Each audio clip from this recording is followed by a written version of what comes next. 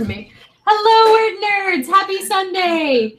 It is April 29th, 2018, the last week in April, which means we are doing book club, which is A Darker Shade of Magic by V. Schwab. I had like a brief moment of panic as I held up this book that you guys would be like, that's not the book club. But yes, we're talking about A Darker Shade of Magic by V. Schwab, and I'm very excited. There will be tons of spoilers for this book, but only this book, no subsequent books. So please also, if you are joining us and going to be in the discussion section, please don't spoil anything after this, because I want to know what happens next and I don't want to get spoiled. Oh, yes, you do. It just gets more intense in the second book. I believe it. I believe it so much. I'm so excited to talk about this. So we start our book clubs every time with a rating out of 5. If you want to let us know what you would rate Darker Shade of Magic by V. Schwab out of 5 in the discussion section, we would love to know your thoughts about it. I have Emma first. Yeah, so I think I would give this book 4 stars. I think that's what I gave it on Goodreads. I've read it twice now, both times as an audiobook, and I enjoyed it both times, but I didn't love it. So, yeah, I think 4 stars. Kelly? Pretty much exactly the same thing. Like, it was a 4-star read for me, but like it never fully I can't put it down level of enjoyment. But the world building's great, the characters were great, the writing's great. It was all great. It just never became an obsession. But I can see enjoying the rest of the series as well. So. It never sucked me in, I guess. Yeah. Rachel? This is one of my favorite books. I'm going to give it a 4.5. I love the characters, and I think the interchangeable worlds is such a cool idea. Oh, I loved it. Yes, I have an unhealthy obsession with Kel's coat. Yes. I love it so much. So yeah, just very enjoyable, and one of my favorite books. I'm really glad that everybody else liked it. Yeah. I read this, I was telling him in the pre-chat, I read this book today. So it's very fresh in my mind. It's a 4.5 stars for me too. It's very, very close to a 5. This is my exact kind of fantasy. Yay! I'm so glad you guys like it. I've read Vicious, so I knew I would probably like it because I knew she has that darkness and stuff. But the world was so cool. I had a couple. Mostly, I struggled a little bit with Lila. There were small characterization things that I didn't quite understand, why she was behaving the way she was every now and then. But it was really minor, and I'm sure we'll talk about it as we move in. We've got a comment about weird music in the background. We have Rachel is joining us on vacation, so she's in a coffee shop. So. We're just going to have a soundtrack because we are awesome. Yeah, Starbucks soundtrack. I'm trying to do it if it gets too loud, but sorry, guys. Probably can't really distinguish the word soundtrack. Okay, great. It was either this or I wasn't here, so you have to deal with me drinking a latte.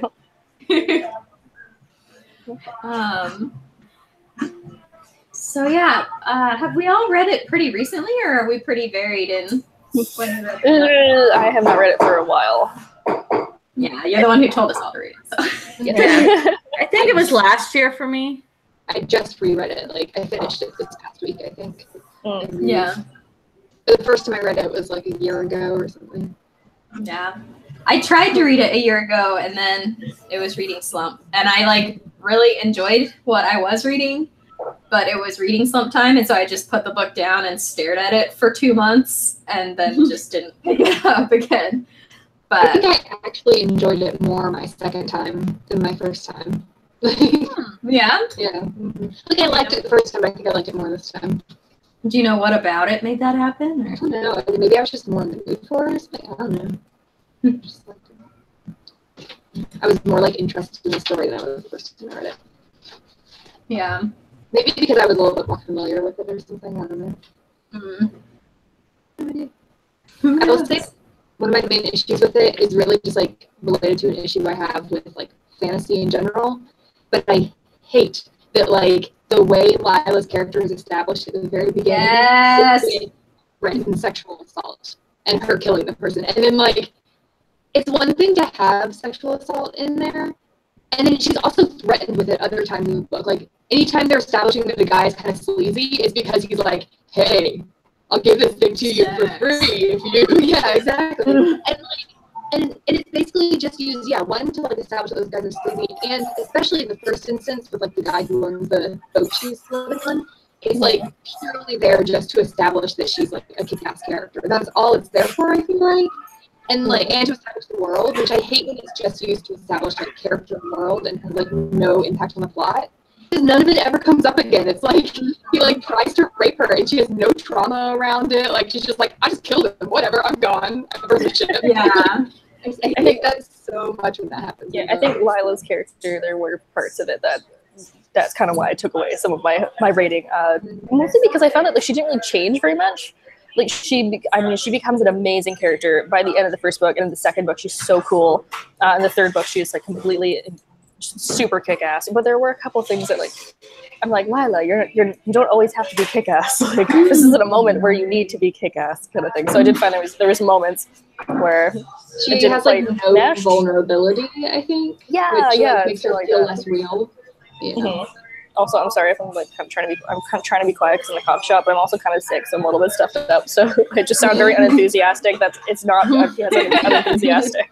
I love this book. It's just not doing too well. Yeah, especially for me, the beginning scene. Not only was it like, oh, this guy's sleazy, it felt like we need her to get on the road so she can start her story, and this is the easiest way to do it. Yeah. Easiest. It felt like it was an easy way to do a lot of things at the beginning. You know, like establish the world, establish her character, and like start her story. Yeah. And so for a world that is like so complex and like doesn't really hold any punches, like it trusts you to just jump in and keep up with it as it's giving you all this information. For me, that felt a little like, was that the only way we could get her out? Could we not have shown like the badassery by her just leaving? Yeah, and like, yeah, and this is once again like a general fantasy problem, but like the whole idea that like she's this tough kick-ass character, and we learn that because she doesn't allow herself to be raped, I think is like a really like bad like standard to be putting out there, that like that's what makes her so great, as in like women who do get raped allow it to happen, you know, like I don't know, so kind of like bothers me, but that's the very beginning of the book. Yeah. We also talk about the kid that like wants to be magical, and he has a little board of the like elements. Oh, in Grey London. Yes. Yeah, I love him so much. I like that as part of the opening. How he's kind of there to establish that like this world doesn't have magic, but it's kind of a cooler way to just be like, nope, this world's boring. Yeah. Like the kid, he's like really trying. He's like, oh, I want there to be magic, and there isn't. I'm like, oh, small child, it's okay.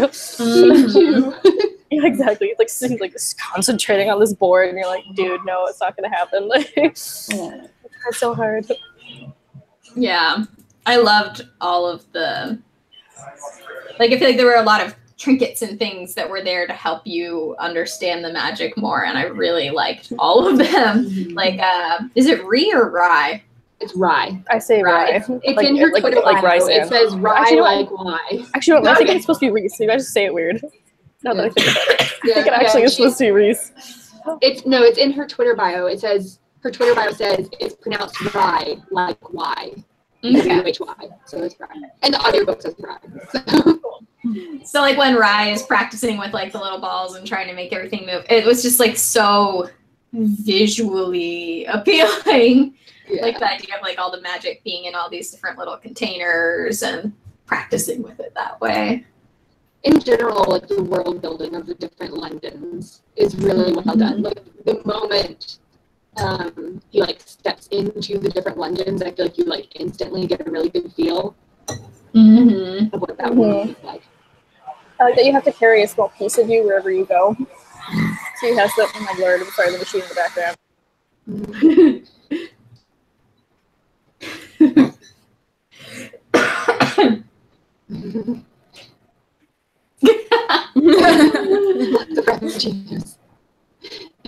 Yeah, definitely. Just like the whole, like the magic felt so big but also had very real limitations. Like, oh, the Londons are stacked on each other. He has to have a piece from one of them to get to the other one. Like, all of it just felt so, like the gradients of the stacking of like the magic to no magic. It's just so cool. Yeah, and how like Red London, they like made the decision to cut things off, which screwed over White London, and like how the limitations of the magic system like affected all the politics of it, which changed like their history. I want to read it again. I know, me too. I'm like, oh god, I don't remember anything. This is terrible. This is bad plan. I don't know. I feel like so much of it was really memorable because of how much it stood out, like with the world building and stuff.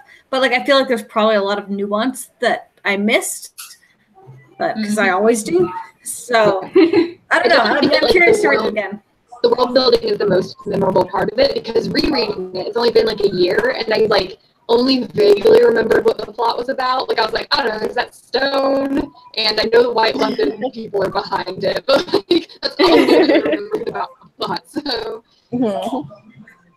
I mean, really, the plot doesn't even start until like page 175.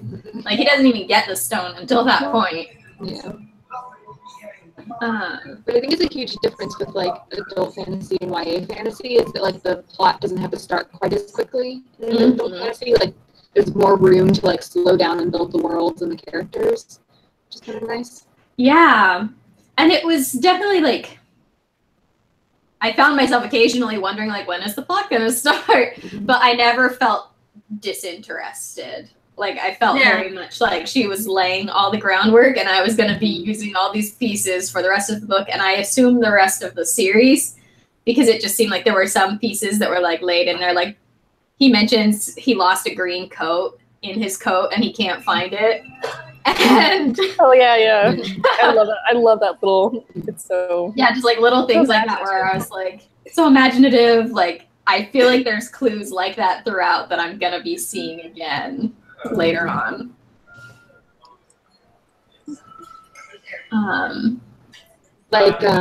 Another little clue thing, and this is like a moment where I have to say like no spoilers for future books because I have not read the rest of the series yet. But like there's a moment when Kel first meets Lila, and he like notices right off the bat that like her eyes are both brown, but one's a little bit darker than the other. And then like later you find out that one of them is a Fae guy. And even when you found out her eyes were slightly different colors, like I was immediately like, she's one of them. Like she's Dantara. Like, yeah. I don't want to know. But I hope. Yeah. But I assume happens in the later books because you find out that she is, and she was like hidden or something. I have some qualms with that eye though. Yeah, this is like 1800s London, right? How did you not notice that wasn't a real eye? Yeah, I'm not sure like how realistic this guy is because no one seems to notice it isn't real except for the like one guy. So, which makes me feel like she had to have some way been associated with someone from like Red London had to be involved or something. Maybe it's like magical. Maybe. Yeah. Well, I don't think it's even ever established if she is or not. It's like everyone's like, oh, she probably is, but there's never any like concrete evidence. I'm gonna say even for the whole series. Just saying. It's like not really a spoiler, but like. Which I was a little bit frustrated at because I'm like, is she or isn't she? Like, come on, man, you just gotta tell me yes or no. Like, that's it. All you have to do. I did think that was a cool little extra to slip in there about her because she's so interesting, and then we don't see very much of her mysterious side at all. She's still so much of an enigma by the end of the first book. I'm still like, I know nothing about your past. I know nothing about you. Like all I know is that you want to get on a ship and sail away. Like, I also kind of weirded out because I'm like, is she supposed to be the love interest? Like she's set up that way, but then she and Kel aren't really. They're just friends. They like, that's cool, kiss a couple times in the book, but I never felt like really invested in the kissing. They kiss in a like we might die soon. Gotta kiss someone. So by proximity and similarity, just close enough. I'm like, okay. Interesting. Because those both feel like things that maybe would have gone somewhere later in the series, so it's odd to find out that they don't. Like, I felt very similar to you regarding Lila. Feeling like I still don't get your thing. I do like her a lot more in the second book, though.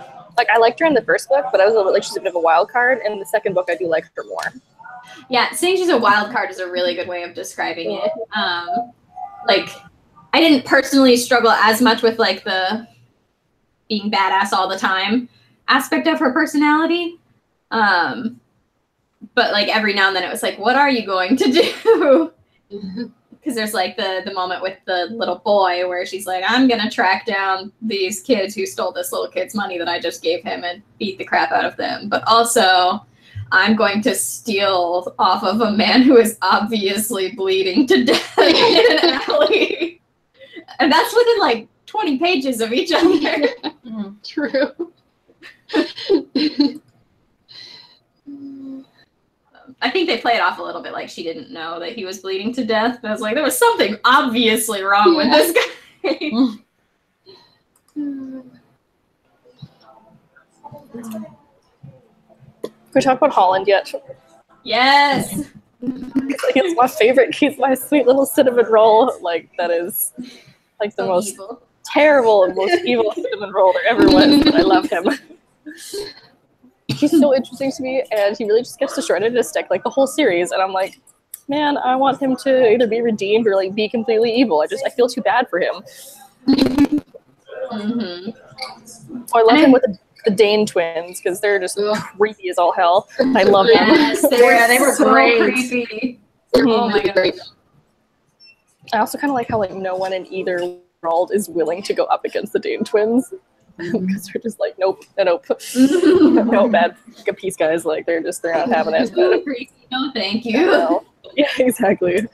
But they're so cool. Like, I like them more as villains than I do like this like nameless darkness of whatever. I'm just like, I love them so much. And they're terrible, and I love them. And then I just love Holland because technically none of it's his fault. Yeah. He's just this poor little controlled thing, and he's just he's so wonderful. He was in this situation because he wasn't willing to be ruthless enough, basically. Like, yeah. So he's being forced to be more ruthless. But the battle at the end is so good.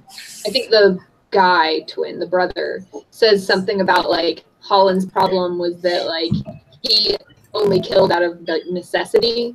He didn't like enjoy the killing, and like he had to enjoy it and like want to kill, and he didn't. So that's like why he lost. He wasn't ruthless enough or bloodthirsty enough. Yeah, but I also love too that like they loved killing and killed a lot, but they were villains who understood that like there are worse things you can do to someone than kill them. Like when they were like hurting Rye in front of Kel and stuff. It's like that's way worse for Kel than hurting Kel. The kid that they like put under the like control, the one that Lila has to kill, and he's like, "Please just kill me." Like, oh my god! Yeah, that one like broke my heart. Yeah, they're really like taking away people's choice and controlling them is like worse than killing them. Yeah, I thought that was such an interesting limitation too. Going back to limitations on magic, how at the end, like all of this seemingly endless power didn't really affect Lila as much as she was going through the palace, because it was like they command the guards, but they aren't gonna go above and beyond what they're commanded to do. So the guy's like, "Oh, I'm supposed to guard this door, but let me just take a minute to talk to you about how I'm supposed to guard this door, and you're gonna have to kill me." And like the other guards is like their order is to not let Kel through, but like they can let her through. They're like, "I don't know this girl." Yeah. We've got some great discussion going on about the book. I feel so nervous for you, like if there's like a spoiler in there or something.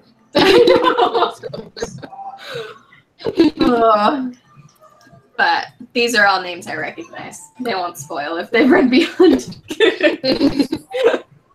I trust all you guys. Dare think about it.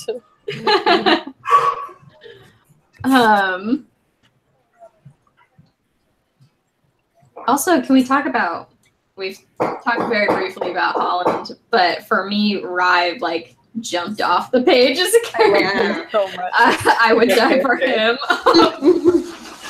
He was so cute. Yeah, it's like Kel's loyalty to Rye is so understandable because you're like, yeah, I would protect him. I feel that already. Yeah, exactly. I would share my heart with him. Like, yeah, why not? The aspect of family in that is so good. I absolutely love the whole palace life. But it's also interesting how the king and queen are very like they accept Cal, but then they don't, and so like he's kept so separate. I thought that tension was so well, so well written.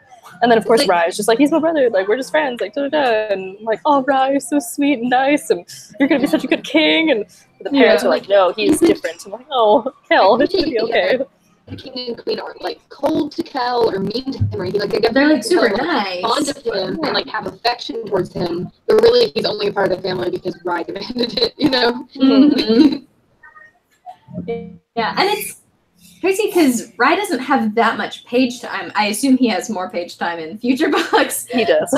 But he isn't on the page that much in book 1. Maybe like 3 or 4 chapters. But to me, he was the one who I was like, I need you to not die right now. I need you to get everything you want. Right? Oh gosh, just like once you find a character that you love, you're like, they're gonna die, aren't they? Like, please don't. No, not yet. Please don't kill them off yet. Mm-hmm. I'm not ready for him to be gone. He's barely here. Like, yeah. No, he's lovely. He's a great character. Mm-hmm. And this is particularly for fantasy. I feel like it's not that big of a cast. Yeah, not too much. And you're only getting 2, well, for the most part, 2 point of view characters, other than some of the like the scenes. Yeah. We get like the occasional pulling back to see like someone they just left behind or something. But usually that person dies by the end of the chapter. I guess, yeah, in a way it's like 3 point of view characters because like the darkness is like the motivating different people. Which was a cool idea, actually. I kept expecting it to kind of turn into like a full character. You know what I mean? Yeah. It just like shows up at the end and yeah. I'm also more interested in Black London because it's all this talk about like we don't talk about Black London. Yeah. Kind of like, well, we just know that something real bad happened. And now it's a quarantined world, but why and how and like.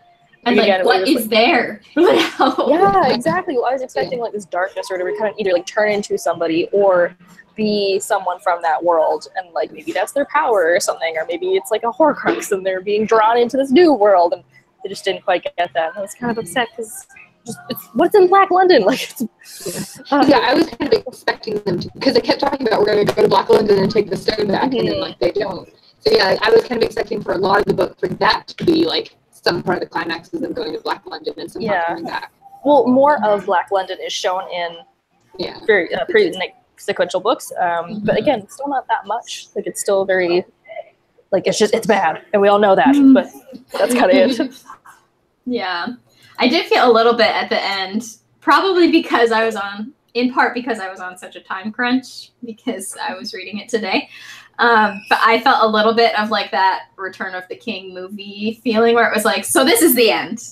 No, we're still going. Is this the end? Like, where are you going to stop? Are we going all the way to Black London? Are we cliffhangering right there? Because it was just the last 100 pages was just non-stop action. The fight with Holland is just amazing, and I love that scene so much. Yeah, the fight with Holland and the fight where the queen is in Rye were probably my 2 favorite fights of the finale. There's a lot of finale in that book. Yeah, a whole lot. She just couldn't decide which one to do, so it's just like, let's just put all of them in. Just like, let's just continuously give them anxiety. Pardon me. I had a question I was going to ask. We had a question in the discussion from Dark Deluxeful about this book as it relates to the hero's journey. Like, if we think / which character archetypes would each character fall under in the hero's journey. And I personally am not as familiar with hero's journey. Are any of you guys? Not off the top of my head, but Yeah, I mean, not that closely. Yeah, not that closely. Off the top of my head, I would say it's not a super close hero's journey. Like, it probably has some aspects of it, but it's definitely not like as close as like Star Wars or even like Harry Potter. Partly because we're coming into the story with like Kel already like having mastered his power, and like, you know, so we're not, because usually in the hero's journey you're getting like the mentor and like learning that they have this power and learning about it and how to master it. And we're getting farther into his story than that. I say there isn't even really like a necessary hero. It's just more of a protagonist, because I don't necessarily think of Kel as this over hero that's going to save the day. He's just kind of there, and he's like, well, this sucks a lot, so let's try and fix it. Like, but he's not the one that like wants glory and fame or whatever. I mean, the hero's journey doesn't always have to be that, but yeah, so I would say there's probably definitely aspects of it, and you could probably like, if I knew the hero's journey like better in detail and like sat down with it, you could probably like pinpoint some of the parts of the journey with the plot of the book, because it's a standard plot arc basically, but I don't think it's like a really strict hero's journey. Yeah. Because even Lila is the one who is kind of coming into this world and learning the magic, but she herself is not the one in this book who's wielding magic really, unless she has that stone. And you don't really need to be trained to use the stone. You just kind of tell it what to do and it does it. Convenient. Yeah. Until, you know, the blackness seeps into you and exactly your body. That's so good.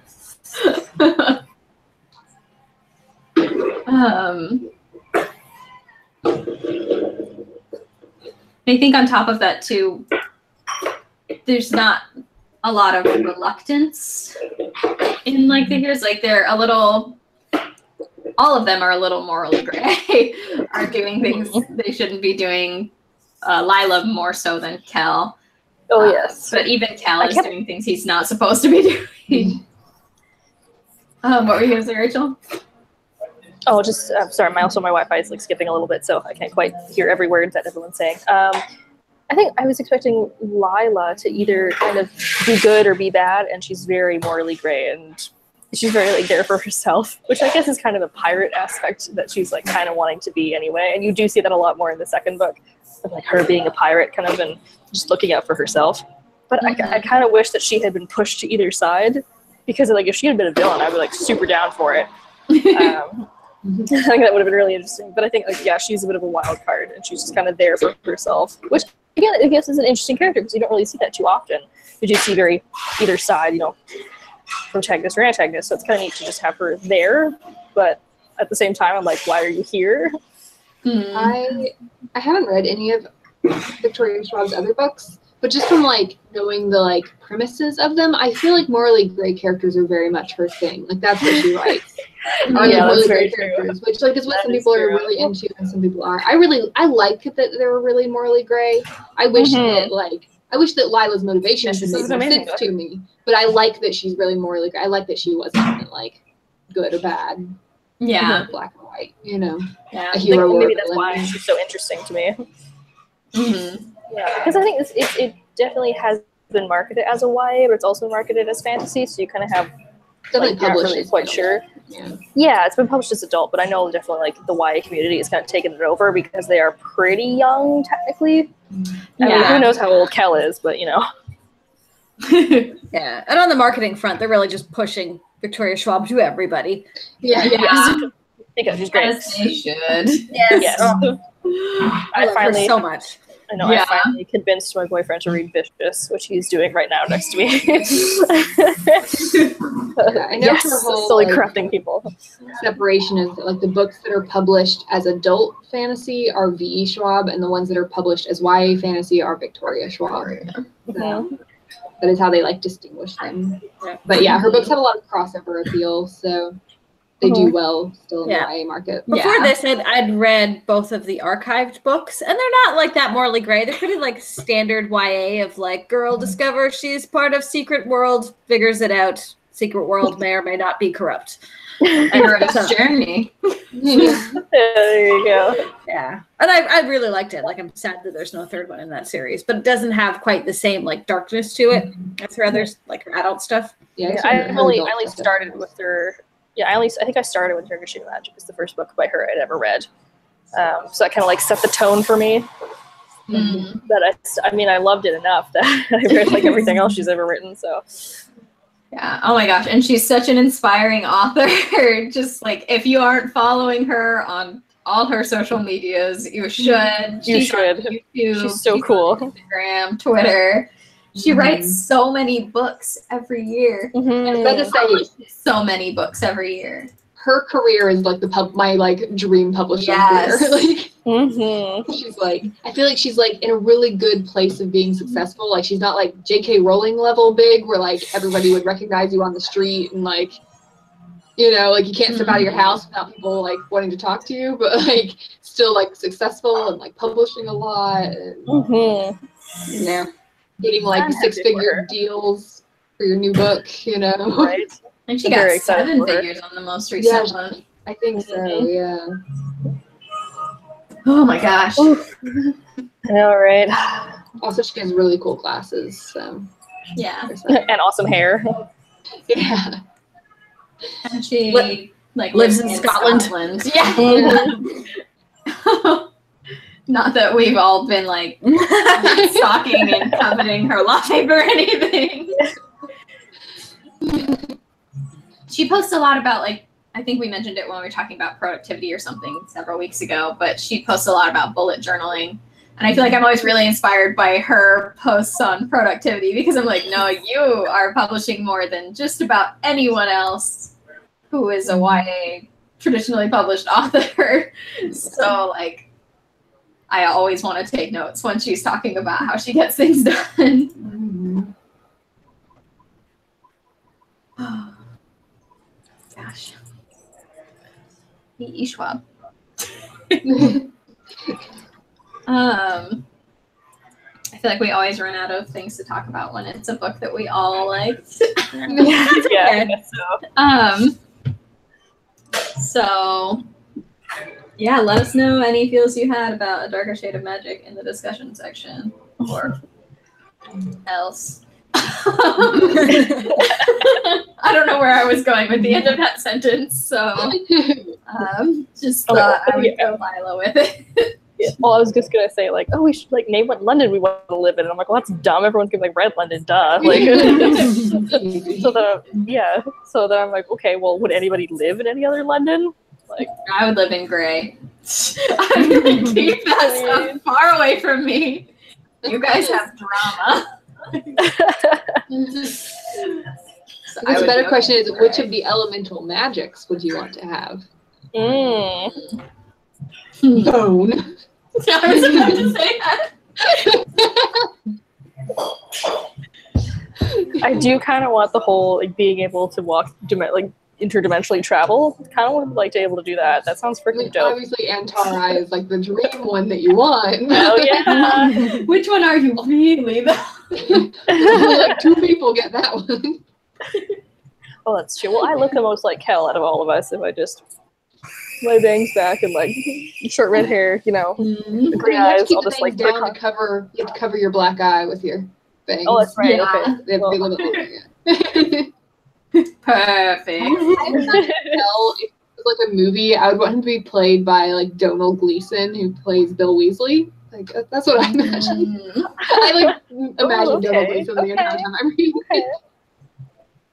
He's a little harsh, I think, in my mind, but he would actually be a good Holland. It's actually interesting because the descriptions of Rye and Kel like messed me up because like you get it's not super far into the book that it describes them both, but like it's like when they first interact, like the two of them talk to each other, and it says something about how like Kel is really like tall and thin and like string bean type build, and Rye is like more like muscular and stocky, and I totally imagine them opposite of that. And so like next to like the whole book, I'm like trying to imagine them the way the book describes them. I'm like, I can't. That's not how I picture them. Every He's time the dark hair and the red hair, but for some reason I like pictured Kel as like this stocky red haired guy, and Rye is like this like skinny dark haired guy. I don't know. Anytime they give a physical description of Lila, I just pictured like Jack the Pumpkin King. He's so tall and so skinny and such a shadow. And I was like, okay, she's someone I put there before Christmas. Especially in like the suit at the end, they're like, her legs just went on for miles. I was like, yeah, so did Jack's. That's the surprise reveal about Lila. She's actually the Pumpkin King. Yeah. From Halloween Town. I mean, it's Red London, like anything can happen. Yeah. I'm pretty sure she'd be happy with that Dimensions hold description, up. too. Like, there's Halloween. Oh yeah, there we go. Christmas Town. Well, she gets cooler and scarier in the second book. Excellent. And she does get a big headdress at some point. So she does become quite scary and awesome. Yeah, I'm very excited. I feel like, aside from Rye, I don't like super feel invested in whether or not these characters live or die. So I'm very excited to see like where the plot takes them and like how they change. Because I believe that she's going to make me care by the end of the trilogy. She does. Yeah, there's definitely some characters where I'm like, whatever, you're just like side characters. And then like get a book or two in and I'm like, oh my god, no.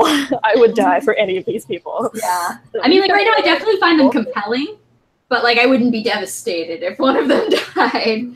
Like I want to know where they're gonna go, but you will be later. I trust in V.E. Schwab's ability to make me feel pain with only her words. Delightful. Just what I want. Yeah.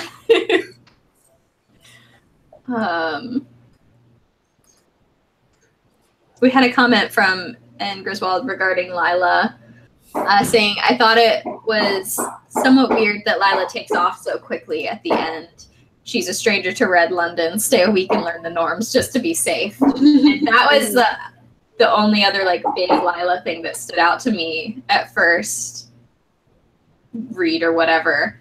I definitely felt similarly. Like there's a part at the end where he's like, it's like still 2/3 of the way through the climax or something because the climax just went forever. But he's like, you can't come with me. And she's like, okay, I'll stay here. I mean, if it was you and you could have a chance between fun London and boring London, like which one would you stay in? I think at this point they were still in White London. Oh, really? Yeah, she was like, I'll stay in White London. Yeah. London? Yeah, he was like, you can't come with me. And after like 100 pages of fighting, she's like, okay, I'll stay here. Yeah. Because like, won't be able to get back to Red London. Yeah. Oh. But then again in Red London, obviously, who wouldn't choose Red London over Grey London? Right. But she was like, I am in Red London, and now I'm leaving Red London.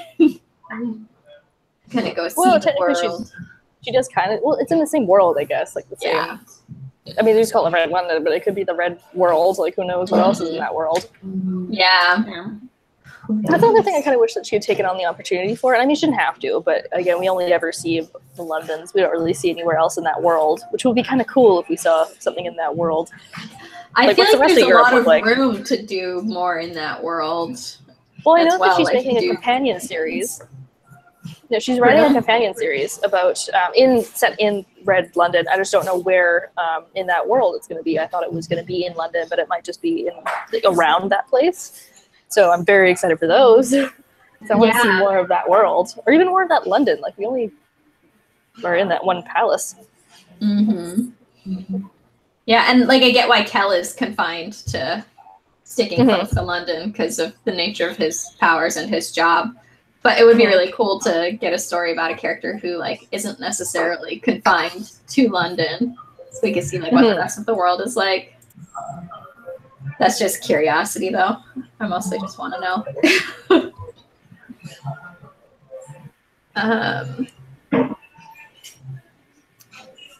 we know for sure? Like at the end, does Lila get on a boat? Like, do we know? Yeah, at she the does. end? Okay, I thought so.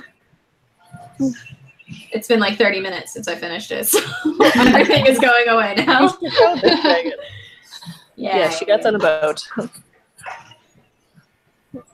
Does she steal the boat? I don't remember if she steals the boat, but I know in the second one, she does an awful lot of commandeering. Because she like looks at the boat at the end and she's just like, that one will do. You don't have any money. You don't speak. I remember how. They do tell you in the second book how she gets there. It's actually pretty funny. I like how she's brave. She's bold. Oh my gosh, that just made me think of how this book had one of like my favorite lines of dialogue that I've read in a really long time, where Rai is like, "Oh, I'm so sorry about anything I may have done to you. I wasn't myself." And Lila's like, "I'm very sorry for shooting you in the leg. I was entirely myself." Yeah, right. Sass bucket.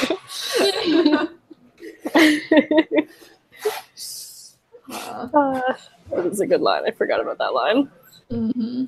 There was a lot of really solid dialogue. I feel like the world building obviously gets the most attention from people, but the dialogue itself was also very like sharp and solid. Mm-hmm. I like the subtleties and relationships that she builds. I'd say especially between Rai and Kel, but also I really like the relationship between Kel and Holland. Like their tension between them whenever they meet is so interesting and it's so well done. You can't put your finger on like why it's good, but the tension there in those relationships is just so well written. Yeah, it's like you can feel the underlying tension of like that could have been me if they had sent me there instead. And you see it like Lila. She obviously wants Holland to hurt for the people he has hurt, particularly for killing the like bar keep or whatever. But like Kel can't. And like at the end when she's like, "I hope you made it hurt," he's like, "No way, that dude has hurt enough." And just like the whole like Kel not agreeing with the things that he may have done, Kel feeling sympathy for the fact that like he didn't necessarily choose to do all of those things, which is all really interesting.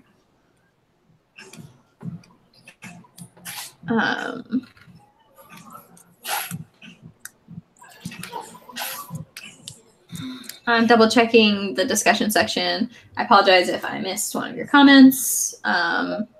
If you asked a question, feel free to re-ask it.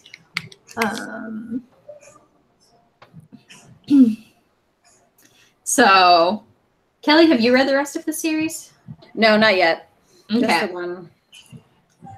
So I'm wondering if you guys, Rachel is unfortunately excluded because you know how the series ends, but if you guys have any like predictions for what is going to happen next or things you'd like to see happen next. I feel like Rachel's already like said no to like all of the stuff that I thought. Like, oh yeah, it wasn't, yeah. What did I say no to? I'm intrigued. Okay, well, what do you think then? I won't say nothing yes or no. anymore. I just crushed all your hopes and dreams, did I? Yeah, because like I would have thought Black London would have played more of a part. Well, it kind of does. It kind of does. Now she's just messing with him. Yeah, I don't know what to believe. Because like what I assume is that this is the sort of thing where it's like they think they've taken care of the problem, but they actually haven't, and like the darkness is going to start like coming for them or something or spreading. Oh, I can't say anything. I really want to see Lila and Rai interact more. I really liked their interactions, as brief as they were, and I would love to see them become friends. Maybe kiss a little. I don't know. I could go either way on that. And there's one thing that I have been spoiled on, and it's about Rai. Yeah. Oh, okay, I was just going to say, I was like, but I know he has a relationship. Yes, he does. He deserves one. He's been through so much. Yeah, mostly I just want 2 more books of Rai being happy. And having no struggles. Everything was wonderful. Yeah. Now I want to reread the first book and just like binge 1, 2, 3 in a row. Yeah, I got the second and third books on Audible like a few months ago, but I knew we were doing this book club, so I was like, I'm gonna wait and I'm gonna reread the first one right before book club, and then I'll like go ahead and finish the series. So probably after I get back from vacation at the end of the week, start book 2. Yeah, I realized I wanted to reread it, and then I just ran out of time. So, and then I went on vacation, and like a dummy, I forgot to bring it, so I don't have access to it until tomorrow. So maybe tomorrow I'll pick it up and reread it again. Yeah, that's part of why I was so excited that this book was one of our book clubs, because like it had been on my list for so long, and at this point the whole series is out, so you can just go, like it's already at my library. I could just go pick it up tomorrow.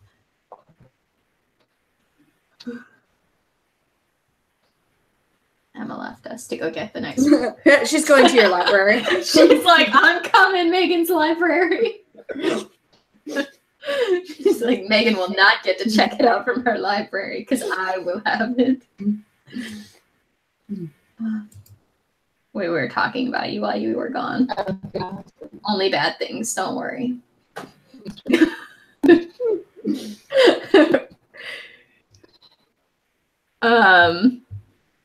All right, well, we've been going for almost an hour, which is pretty solid for a book that we all liked.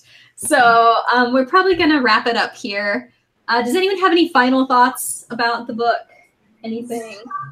I just wish I wasn't as sick and I'd taken the time to reread it, because I would have been like 10 times more excited. It's a great book. I love this book. Yeah. I feel like I want to like read it again just to study the world building to get better at world building myself. Yeah. It's one of those books I want to see more of. Like, even though it wasn't a 5-star read for me, it's so original and just very, very well done. Mm-hmm. So definitely pick up this book if you haven't read it already. If you have read it, pick up the second one, because the second one gets real intense. Yeah, book 2 is called A Conjuring of Light, I believe, right? That's the third one. Shadows. Conjuring of Shadows. Gathering of Shadows. Conjuring of Light is book 3. The Conjuring of Light is book 3. Yeah.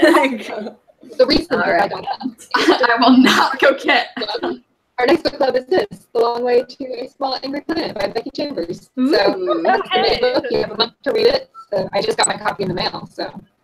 Ooh. Excellent. Excellent. My library has that one while I'm there too. Looking for A Gathering of Shadows, not A Conjuring of Light. Because that would be real disappointing to start reading the third one. It's going to get real weird if you went from 1 to 3. Just saying. So... thank you so much for being here. Reminder that we have videos every day of the week. We would love it if you subscribe. Next week, we are talking about getting through writing slumps, I believe, right? I think so. May 6th. Getting through writing slumps, which I probably need. So we will be here then, 7:30 Eastern time, as usual. Hope you all have a great week. And we will see you later. Bye. Bye.